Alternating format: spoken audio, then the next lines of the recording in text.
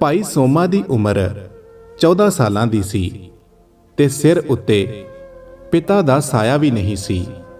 ਘਰ ਵਿੱਚ ਗਰੀਬੀ ਹੋਣ ਕਰਕੇ ਮਾਂ ਲੋਕਾਂ ਦੇ ਘਰਾਂ ਵਿੱਚ ਕੰਮ ਕਰਦੀ ਸੀ, ਜਿਸ ਨਾਲ ਘਰ ਦਾ ਗੁਜ਼ਾਰਾ ਬੜੀ ਮੁਸ਼ਕਲ ਨਾਲ ਚੱਲਦਾ ਸੀ। ਘਰ ਵਿੱਚ ਗਰੀਬੀ ਹੋਣ ਕਰਕੇ ਭਾਈ ਸੋਮੇ ਦੀ ਪੜ੍ਹਾਈ ਵੀ ਛੁੱਟ ਗਈ। ਘਰ ਦੇ ਹਾਲਾਤ ਇੰਨੇ ਬੁਰੇ ਸਨ ਕਿ ਕਈ ਵਾਰ ਦੋਨਾਂ ਮਾਂ ਪੁੱਤਾਂ ਨੂੰ ਲੂਣ ਨਾਲ ਵੀ ਰੋਟੀ ਖਾਣੀ ਪੈਂਦੀ ਸੀ। ਰੋਟੀ ਦਾ ਗੁਜ਼ਾਰਾ ਠੀਕ ਕਰਨ ਲਈ ਇੱਕ ਦਿਨ ਮਾਂ ਨੇ ਭਾਈ ਸੋਮੇ ਨੂੰ ਕਿਹਾ ਕਿ ਸੋਮਿਆ, ਜਦੋਂ ਤੂੰ ਲੂਣ ਨਾਲ ਰੋਟੀ ਖਾਂਦਾ ਹੈ ਤਾਂ ਪੁੱਤਰ ਮੈਨੂੰ ਚੰਗਾ ਨਹੀਂ ਲੱਗਦਾ। ਤੂੰ ਇੱਕ ਕੰਮ ਕਰ ਕਿ ਕੱਲ ਤੋਂ ਮੈਂ ਤੈਨੂੰ ਕੁਝ ਛੋਲੇ ਬਣਾ ਕੇ ਦਿਆ ਕਰਾਂਗੀ ਤੇ ਤੂੰ ਉਹਨਾਂ ਛੋਲਿਆਂ ਨੂੰ ਵੇਚ ਆਇਆ ਕਰੀ। ਤਾਂ ਭਾਈ ਸੋਮਾ ਮਾਂ ਦੀ ਗੱਲ ਨਾਲ ਸਹਿਮਤ ਹੋ ਗਿਆ। ਮਾਂ ਨੇ ਪਹਿਲੇ ਦਿਨ ਛੋਲੇ ਬਣਾਏ ਤੇ ਛਾਬਾ ਤਿਆਰ ਕਰਕੇ ਭਾਈ ਸੋਮੇ ਦੇ ਹੱਥਾਂ ਵਿੱਚ ਫੜਾ ਦਿੱਤਾ। ਤਾਂ ਭਾਈ ਸੋਮੇ ਨੇ ਮਾਂ ਨੂੰ ਪੁੱਛਿਆ ਕਿ ਮਾਂ, ਮੈਂ ਇਹਨਾਂ ਛੋਲਿਆਂ ਨੂੰ ਕਿੱਥੇ ਬੈਠ ਕੇ ਵੇਚਾਂ? ਤਾਂ ਮਾਂ ਨੇ ਕਿਹਾ ਕਿ ਪੁੱਤਰ, ਗੁਰੂ ਰਾਮਦਾਸ ਜੀ ਸਰੋਵਰ ਦੀ ਖੁਦਵਾਈ ਕਰਾ ਰਹੇ ਹਨ, ਜਿਸ ਕਰਕੇ ਉੱਥੇ ਬਹੁਤ ਸੰਗਤਾਂ ਆਉਂਦੀਆਂ ਹਨ। ਸੰਗਤਾਂ ਦਾ ਬਹੁਤ ਵੱਡਾ ਇਕੱਠ ਹੁੰਦਾ ਹੈ। ਉੱਥੇ ਤੇਰੀ ਛਾਬੜੀ ਜਲਦੀ ਵਿਕ ਜਾਇਆ ਕਰੇਗੀ। ਤਾਂ ਭਾਈ ਸੋਮੇ ਨੇ ਮਾਂ ਦੀ ਗੱਲ ਮੰਨ ਕੇ ਸਰੋਵਰ ਦੇ ਲਾਗੇ ਰੋਜ਼ ਛਾਬੜੀ ਲਗਾਉਣੀ ਸ਼ੁਰੂ ਕਰ ਦਿੱਤੀ। ਛੋਲੇ ਵੇਚ ਕੇ ਭਾਈ ਸੋਮਾ ਜੋ ਵੀ ਕਮਾਈ ਕਰਦਾ ਸੀ, ਉਹ ਸਾਰੀ ਕਮਾਈ ਮਾਂ ਦੇ ਹੱਥੀਂ ਫੜਾ ਦਿੰਦਾ ਸੀ। ਥੋੜੇ ਸਮੇਂ ਬਾਅਦ ਭਾਈ ਸੋਮੇ ਨੂੰ ਜਦੋਂ ਸੰਗਤਾਂ ਤੋਂ ਗੁਰੂ ਰਾਮਦਾਸ ਜੀ ਦੇ ਜੀਵਨ ਬਾਰੇ ਥੋੜਾ ਬਹੁਤ ਪਤਾ ਲੱਗਾ ਤਾਂ ਉਹ ਗੁਰੂ ਜੀ ਦੀ ਉਦਾਰਤਾ ਤੋਂ ਬੜਾ ਪ੍ਰਭਾਵਿਤ ਹੋਇਆ ਤੇ ਉਸਨੇ ਕੰਮ ਦੇ ਨਾਲ-ਨਾਲ ਸਰੋਵਰ ਦੀ ਸੇਵਾ ਕਰਨੀ ਵੀ ਸ਼ੁਰੂ ਕਰ ਦਿੱਤੀ। ਭਾਈ ਸੋਮਾ ਰੋਜ਼ਾਨਾ ਸਵੇਰੇ ਜਲਦੀ ਆਉਂਦਾ ਤੇ ਛਾਬੜੀ ਵੇਚ ਕੇ ਬਾਕੀ ਦਾ ਸਾਰਾ ਦਿਨ ਸੇਵਾ ਵਿੱਚ ਬਤੀਤ ਕਰਦਾ। ਹੌਲੀ-ਹੌਲੀ ਭਾਈ ਸੋਮੇ ਨੇ ਹੁਣ ਆਪਣੀ ਕਮਾਈ ਦਾ ਵੀ ਜ਼ਿਆਦਾਤਰ ਹਿੱਸਾ ਲੰਗਰਾਂ ਦੀ ਸੇਵਾ ਵਿੱਚ ਪਾਉਣਾ ਸ਼ੁਰੂ ਕਰ ਦਿੱਤਾ।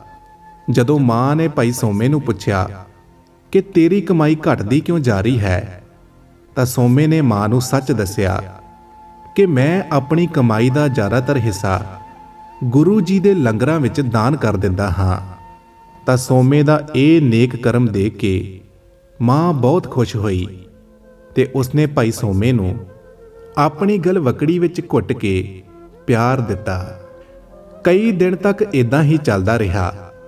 ਭਾਈ ਸੋਮਾ ਨਾਲੇ ਤਾਂ ਗੁਰੂ ਘਰ ਦੀ ਸੇਵਾ ਕਰਦਾ ਤੇ ਨਾਲੇ ਆਪਣੀ ਕਮਾਈ ਦਾ ਜ਼ਿਆਦਾਤਰ ਹਿੱਸਾ ਲੰਗਰਾਂ ਵਿੱਚ ਪਾ ਦਿੰਦਾ।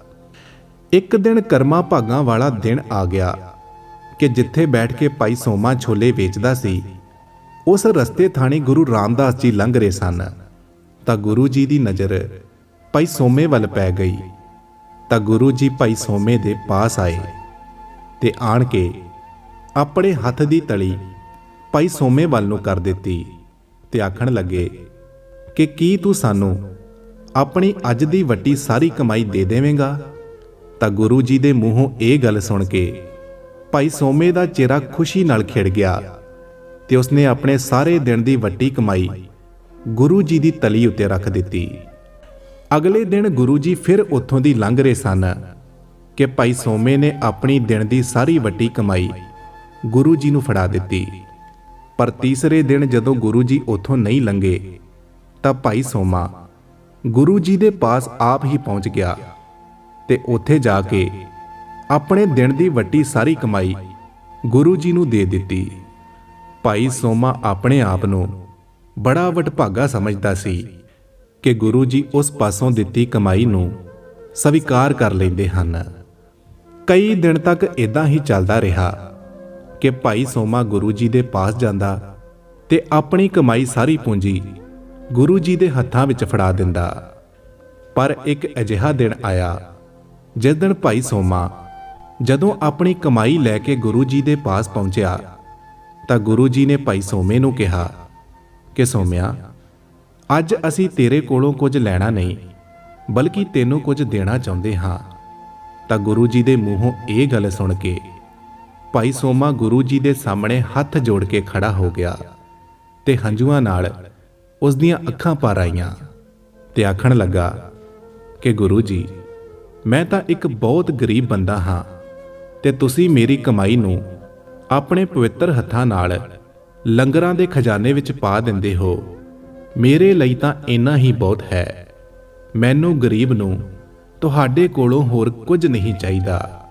ਤਾਂ ਸੋਮੇ ਦੇ ਮੂੰਹੋਂ ਇਹ ਗੱਲ ਸੁਣ ਕੇ ਗੁਰੂ ਜੀ ਮੁਸਕਰਾਏ ਤੇ ਆਖਣ ਲੱਗੇ ਕਿ ਸੋਮਿਆ, ਤੂੰ ਆਪਣੀ ਸਾਰੀ ਕਮਾਈ ਸਾਨੂੰ ਦਿੰਦਾ ਹੈ ਤੇ ਦੇਣ ਵਾਲਾ ਕਦੀ ਗਰੀਬ ਨਹੀਂ ਹੁੰਦਾ, ਬਲਕਿ ਸ਼ਾਹ ਹੁੰਦਾ ਹੈ।